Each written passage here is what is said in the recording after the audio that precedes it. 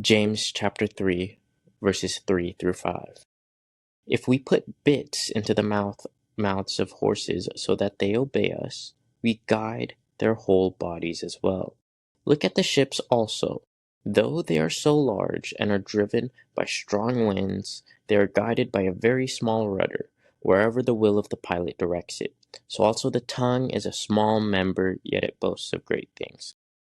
So also the tongue is a small member, yet it boasts of great things. I love those verse 3 and verse 4, where it brings up the example of having these small bits, and you're guiding the whole body of a horse from these small bits.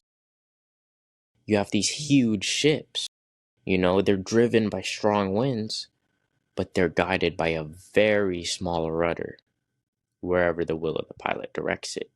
This very small rudder is directing, or is guiding the ship wherever the will of the pilot directs it. We're the pilot, right? Our tongue is the rudder. And where are we directing our ship? Are we directing it towards smooth seas or rougher ones, right? How are you using your tongue? Look at the rest of verse 5 all the way to verse 8. How great a forest is set ablaze by such a small fire. And the tongue is a fire, a world of unrighteousness. The tongue is set among our members, staining the whole body, setting on fire the entire course of life, and set on fire by hell. For every kind of beast and bird and of reptile and sea creature can be tamed and has been tamed by mankind. But no human being can tame the tongue. It is a restless evil full of deadly poison. It's really showing how dangerous the tongue can be. How setting on fire the entire course of life, staining the whole body, right? This is the one thing that can't be tamed by mankind. It is a restless evil full of deadly poison. So again, where are we directing ourselves, right? We're the pilot, wherever the will of the pilot directs it. How are we using our tongue? Are you putting yourselves in good situations or bad situations, right?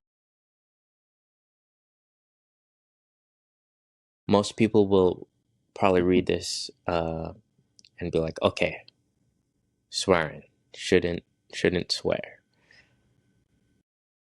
But I think we can think of this more than that, right? It's more than swearing. Lying, gossiping, mocking, right? And it doesn't have, you cannot swear in your language and you could be ruining someone's day.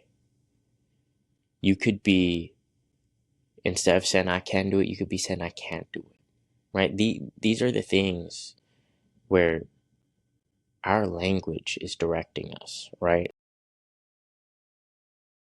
And I want you to watch these next couple verses. With it we bless our Father, or with it we bless our Lord and Father, and with it we curse people who are made in the likeness of God. From the same mouth come blessing and cursing. My brothers, these things ought not to be so. From the same mouth come blessing and cursing. We curse people who are made in the likeness of God,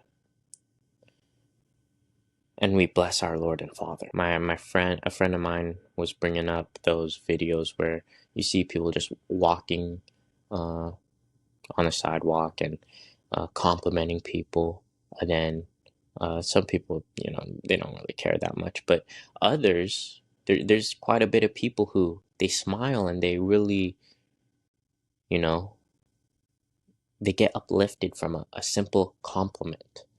And you see joy, you see a smile. And we can all be doing that, right? I'd like to think of it this way. Through every action we take, we're either glorifying God or we're not. Right? And if we're not, what are you leading to? Right? You can take that the same way with our mouth. You're either glorifying God or you're not. It's so much more than just not swearing. It's how are you conversating with people?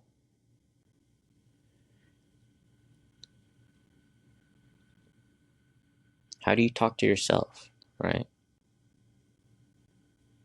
There's truly power in the tongue. And to prove it to you, I can go to Romans chapter 10, verse 9. And it says, confess with your mouth that Jesus is Lord and believe in your heart that God raised him from the dead, you will be saved. Your mouth saves. The next verse after that says, for with the heart one believes and is justified, and with the mouth one confesses and is saved. With the mouth one confesses and is saved. Your mouth has the power to save. Your mouth is so powerful.